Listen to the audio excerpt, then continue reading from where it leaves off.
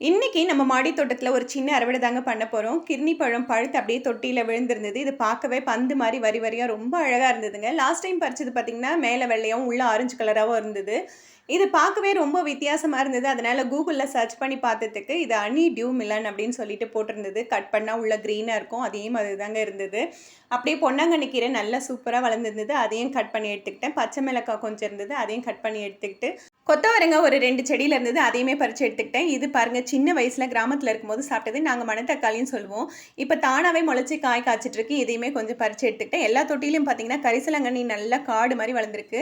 தலைக்கு பொடி ரெடி பண்ணிக்கலாம் அப்படின்னு சொல்லிட்டு இதையும் கட் பண்ணி எடுத்துக்கிட்டேன். வெண்டைக்காய் பார்த்தீங்கன்னா, டெய்லி பறிக்கிற மாரி இருக்கும். ஒரு நாள் விட்டாலும் முத்தி போகுது. அதனால ஒரு 4, 5 வெண்டைக்காய் இருந்தது. அதையும் பறிச்சு எடுத்துக்கிட்டு, புதினா கொஞ்சம் நல்லா வளர்ந்திருந்ததுங்க. அதையுமே பறிச்சு எடுத்துக்கிட்டேன். ரெயின் லில்லி பாருங்க சம்மர்ல பூத்திருக்கு. போன வாரம் 2 நாள் பெஞ்ச மழையில இந்த வாரம் பூ பூத்திருக்கு. இந்த பழம் கட் பண்ணா டேஸ்ட் தேன் மாரி இருக்கும்னு Googleல போட்டிருந்தாங்க. அப்படிதாங்க இருந்தது.